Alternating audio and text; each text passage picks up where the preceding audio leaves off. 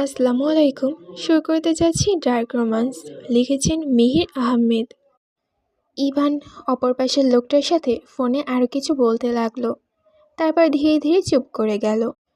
ঠিক তখনই দরজাটা আস্তে করে খুলে গেল। ভেতরে ঢুকলো অভি। অভি কোনো কথা না বলেই চুপচাপ এসে বসে পড়ল সোফায়। ইভান তখনও ভাবনার ঘোরে ডুবে আছে। ফোনটা কেটে এক দৃষ্টিতে তাকিয়ে আছে জানালার বাইরে। কিছুক্ষণ নীরবতার পর অভি হেসে বলল, বলতো কার খবর নিতে বললি? কণ্ঠে তো মনে হলো কোনো মেয়ের ব্যাপার।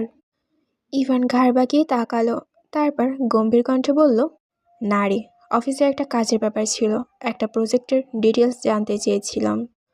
অভি সন্দেহভরে দৃষ্টিতে তাকিয়ে রইল, কিন্তু কিছু আর বলল না। ইভানও এসে বসলো অভির সাথে। সে আর চোখে অভিকে দেখল। ভালোই বুঝছে যে তাকে সন্দেহ করছে, কিন্তু এতে তার কিছু যায় আসে না। সে মিথ্যা বলতো না। আগে মেয়েটাকে খুঁজে পাক, তারপর না হয় বলবে। এখন যদি শোনে সে একটা মেয়ের জন্য এমন করছে, তাহলে তার পাছার সাথে লেপ্টে থাকবে এই শালা। আর উত্তেজিত হয়ে আম্মুকে কলে দিয়ে বলবে সব। দুজনে চুপচাপ বসে রইল কিছুক্ষণ। তারপর ধীরে ধীরে অন্য বিষয় নিয়ে কথা বলতে শুরু করলো। কিন্তু ইভানের চোখ বরাবর ভেসে উঠছে সেই মুখটার প্রতিচ্ছবি। সে ঠিকমতো অভির কথা শুনছে না, শুধু নিচের দিকে তাকিয়ে হুম হুম করছে। মেরি শাওয়ার নিয়ে বের হলো, তার চুলগুলোতে টাওয়াল পেঁচানো। আরিশা বিছানার উপর শুয়ে আছে, ফোন স্ক্রল করছে। মাঝে মাঝে কিছু দেখে ফাঁকা ঢোক গিলে মিটিমিটি হাসছে। মেরি গিয়ে আরিশার পাশে বসলো। আরিশা মেরি দিকে ফোনটা এগিয়ে দিল, যেখানে দেখা যাচ্ছে দুইটা মেয়ে ইচ্ছে মতো মারামারি করছে, তাও কি না একটা ছেলের জন্য। বিশ্রীভাবে একজন আরেকজনকে আরেকজনকে গালাগালি করেছে। একটা কথা আছে না, ছেলেরা মারামারি লাগলে বের হয় রক্ত, আর মেয়েরা মারামারি লাগলে বের হয় গোপন তথ্য। এটা হয়তো চিরন্তন সত্য কথা। দুই বোন এগুলো দেখতে দেখতে হাসতে হাসতে খাটে গড়াগড়ি খাচ্ছে। হাসতে হাসতে তাদের চোখে জল এসে গেছে। একজন আরেকজনকে দেখে আরও বেশি জোরে হেসে উঠছে। ঠিক তখনই মেরি ফোনটা বেজে উঠল। হাসির মধ্যে সে ফোনটার দিকে তাকালো। স্ক্রিনে একটা অচেনা নাম্বার ঝলক দিচ্ছে। মেরি মুখে হাসিটা ধীরে ধীরে মিলিয়ে গেল।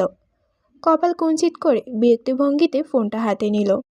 এবার আবার কি রে বলেই ফোনটা রিসিভ করলো। ওপাশ থেকে হয়তো কেউ কিছু বলবে। মেরি আবারও নাম্বারটা ভালো করে দেখতে লাগলো। কিছুক্ষণ নীরবতা, তারপর হঠাৎ মেরি চিৎকার করে উঠল, হ্যাঁ আমি, কে রে তুই? তোর মা বাবা কি নাই?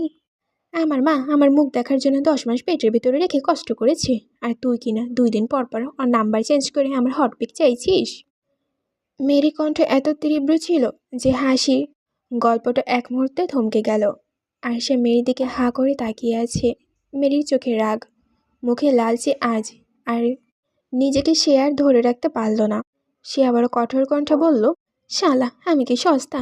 ভেবেছিস কি আমাকে খেলনা? আমি তোর অ্যান্টি না, এমনভাবে লাথি মারবো যে তোর ভবিষ্যৎ ঝরে যাবে। তোরে উল্লঙ্ঘ করে রাস্তায় ছেড়ে দেব, তারপর নিজের হটপিক বসে বসে দেখিস। তার শব্দগুলো ধারালো, প্রতিটা শব্দ ছিল তীব্র অপমান আর অদম্য রাগ। আরিশার সঙ্গে সঙ্গে পাতলা করে কাঁধে হাত রাখলো আর বলল, আরে থাম মেরি, ভাইয়া শুনবে তো। মেরি কিছুক্ষণের জন্য চুপসে গেল। চোখ তখনও আগুন, কিন্তু গলার কণ্ঠে খানিকটা ছোট হয়ে এলো। সে নিঃশ্বাস ফেলে আবার বলল, ওই বাল, তুই জানিস আমি কে? হয়তো ওই পাশ থেকে কেউ কিছু আবারও বলল। মেরি তখন একটু বাঁকা হেসে বলল, আমি হলাম মাফিয়া জগতের বস সিই এর হবু বউ। সে যদি জানে তার হবু বউয়ের হটপিক চাইছিস, তাহলে তোকে জ্যান্ত খবর দিবে শালা। তার কণ্ঠ ভয়াবহ ঠান্ডা, বাতাসটা যেন ফোনের ওপাশের কাঁপন ধরিয়ে দিল। এক মুহূর্তের মধ্যে লাইনটা নিঃশব্দ হয়ে গেল। তারপর টু টু করে কেটে গেল কলটা। মেরি একচোট হেসে ফোনটা পাশে ছুঁড়ে ফেলল, আর মুহূর্তে অপরিচিত নাম্বারটা ব্লক লিস্টে ফেলে দিল। তার কথা শুনে আরিশা অবাক হয়ে তাকিয়ে আছে, মুখে অবিশ্বাসের ছাপ। তুই কি বললি এখন? মাফিয়া বসের হবু বউ তুই? মেরি তখন নিঃশব্দে এসে আরিশার পাশে বসলো। হালকা বাতাসে চুলগুলো উড়ছে, মুখে শান্ত একটা হাসি। সে ঘুরে তাকিয়ে বলল, আরিশা, এসব কিছুই সত্যি না। আমি মিথ্যা বলেছি শুধু ওই বিকৃত লোকটার থেকে বাঁচার জন্য। ও যেন আর কল না করে। আরিশা মেরির দিকে তাকিয়ে বলল, তুই কি সত্যি ওই মাফিয়া বসকে চিনিস মেরি? মেরি হেসে উঠল, মুখে এখনো একটু দুষ্ট হাসি। আরে না, আমি এসব মাফিয়া টাফিয়া কিছুই জানি না। আজকে পরীক্ষার সময় ক্লাসে এক মেয়েকে শুনেছিলাম এই নামটা বলতে। ও বলেছিল এই নাম এমন একজন আছে যার নাম শুনলেই অনেকে ভয়ে থরথর করে কাঁপে। আরিশা হাঁ করে তাকিয়ে থাকলো। মানে তুই ওই গল্প শুনে ওই নামটা ব্যবহার করলি? মেরি কাজ ঝাঁকিয়ে বলল, অবশ্যই। লোকটা যেভাবে বেহায়ের মতো কথা বলছিল তাকে চুপ করানোর একটা উপায় দরকার ছিল, তাই একটু নাটক করলাম, যেন বুঝে নাই আমি মজা করার মানুষ না। আয়েশা হেসে ফেলল। তুই না একদম পাগলা, কিন্তু সত্যি বলছিস, তোর এই আইডিয়াটা দারুণ কাজ করেছে।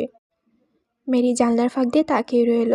তার চোখে তখনও এক ধরনের আত্মবিশ্বাসের ঝিলিক। দুনিয়াটা সহজ না আরিয়া। কখনো কখনো মেয়েদের নিজেকে রক্ষা করার জন্য সত্য মিথ্যার মাঝে একটা গল্প বানাতে হয়, যেটা শোনার পর কেউ আর তাকে ছোট করে দেখার সাহস পায় না। আয়েশা নিঃশব্দে তাকিয়ে রইল মেয়ের দিকে। তার মনে হচ্ছিল মেয়ের ভিতরে লুকিয়ে আছে এমন এক মেয়ে যে প্রয়োজন নিজের ঢাল হয়ে দাঁড়াতে পারবে। অফি অনেকক্ষণ আগে চলে গেছে। হঠাৎ একটা জরুরি পেশেন্ট এসেছে, তাই তাকে তাড়াহুড়া করে বের হতে হয়েছে। অফিসটা এখন একদম নীরব। ইভান চুপচাপ নিজের ডেস্কে বসে আছে। টেবিলের উপরে খোলা কিছু ফাইল, পাশে আধা ভর্তি কফির কাপ, কিন্তু সে তাতে হাত দিচ্ছে না। চোখ দুটো মনোযোগী, তবু ক্লান্ত আর গভীর চিন্তায় ডুবে আছে। তার মুখে রেখাগুলো কেমন যেন শক্ত হয়ে আছে, চোয়াল শক্ত, চোখ হালকা গম্ভীরতা, যেন কিছু একটা তাকে বিরক্ত করছে, কিন্তু বাইরে থেকে কেউ দেখলে মনে হবে সে নিখুঁতভাবে নিজের কাজ করছে। কাজের কলমের শব্দ, মাঝে মাঝে কম্পিউটারের কিবোর্ডে হালকা টিপটাপ আওয়াজ। এই নীরব পরিবেশে ইভানের গম্ভীর চেহারা যেন আরও তীক্ষ্ণ হয়ে উঠেছে। একটা বাতাস এসে জানালার পর্দা নাড়িয়ে দিল, তবুও ইভান একবারও তাকালো না। তার চোখ এখন শুধু ফাইলের পাতায়। কলমের ডগা দিয়ে কিছু একটা লিখে যাচ্ছিল। ঠিক তখন দরজাটা হালকা কড়া নড়ল। ইভান সামান্য বুড়কুচকে চোখ না তুলে বলল, কাম ইন। দরজাটা আস্তে করে খুলে গেল। ভেতরে ঢুকলো এক যুবক। চওড়া বুক, মজবুত কাঁধ, আর গায়ের রং কুচকুচে কালো। তার পোশাকটা দেখলেই সহজে বোঝা যায় সে হয়তো ইভানের বডিগার্ড বা নিরাপত্তা দলের কেউ। ছেলেটা দরজার পাশে দাঁড়িয়ে সম্মানিত ভঙ্গিতে মাথা নিচু করল। স্যার, আপনি যে নির্দেশ দিয়েছিলেন সব কিছু ঠিকঠাকভাবে সম্পন্ন হয়েছে। ইভান চেয়ার থেকে ধীরে ধীরে উঠে দাঁড়ালো, চোখে গম্ভীর দৃষ্টি। সে বলল, সবটা দেখাও। কালো পোশাক পরা লোকটা টেবিলের উপরে ল্যাপটপ খুলে দিল। পর্দার একের পর এক ফুটেজ দেখা যাচ্ছে রাস্তার, মোড়ের, বিল্ডিংয়ের সামনে, আরও গলির ভিতরে সব কিছু। ইভান মনোযোগ দিয়ে প্রতিটা ফ্রেম দেখছে, মাঝে মাঝে থামিয়ে জুম করে কোনোটা একটা মুখ দিচ্ছে। তার ঠোঁট শক্ত হয়ে উঠল, মনে হলো কিছু একটা খুঁজে পেয়েছে। এটা একটু পিছিয়ে নাও, সে নির্দেশ দিল। লোকটা আবার ভিডিওটা রিওয়াইন্ড করলো। সেখানে দেখা গেল রাস্তার অপর পাশে দাঁড়িয়ে আছে এক মানবী। ইভান নিচু স্বরে বলল, এই মুখটা আমি চিনে ফেলেছি, এটাই তো সে। তার গলা স্বর ঠান্ডা। কালো পোশাকের লোকটা চুপচাপ দাঁড়িয়ে পরবর্তী নির্দেশের অপেক্ষায় আছে। ইভান ধীরে বলল, এই মানুষটার সব A to Z খবর আমার চাই। কোথায় থাকে, নাম কি, সব। লোকটা মাথা নাড়ালো। জি স্যার, হয়ে যাবে। ইভান লোকটার দিকে তাকালো আর বলল, জাস্ট 4 ঘন্টা সময় দিলাম। লোকটা সঙ্গে সঙ্গে নিচু হয়ে বলল, জি স্যার, হয়ে যাবে। ইভান এতটুকুই, আর কিছু বলল না, কেবল হাতের ইশারায় তাকে বের হইতে ইঙ্গিত দিল। লোকটা তাড়াতাড়ি মাথা নাড়িয়ে ঘর থেকে বেরিয়ে গেল। দরজাটা আস্তে বন্ধ হয়ে গেল ক্লিক শব্দে। ঘরটা আবার নীরব হয়ে গেল। ইভান গভীর নিঃশ্বাস নিয়ে কেবিনের সোফার দিকে এগিয়ে গেল, হাতে ল্যাপটপ। সে বসে ল্যাপটপটা খুলল। পর্দার আলো তার মুখে পড়ছে। সেই গম্ভীর মুখটা এখন আরও ঠান্ডা, আরও তীক্ষ্ণ। ছবির স্ক্রিনে বড় করে খুলল, ধীরে ধীরে জুম করলো মুখটার দিকে।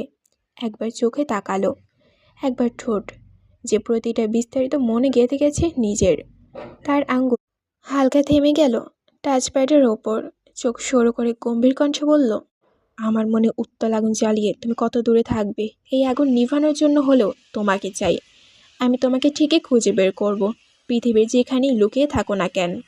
তার ঠোঁটের কোণে হালকা তীক্ষ্ণ হাসি ফুটল, যেন প্রতিজ্ঞার ছায়া মিশে আছে তাতে। ল্যাপটপের পর্দায় সেই মুখটার দিকে তাকিয়ে ইভানের চোখে এক অদ্ভুত কোমলতা আর আগ্রাসনের মিশ্রণ আলো দেখা গেল।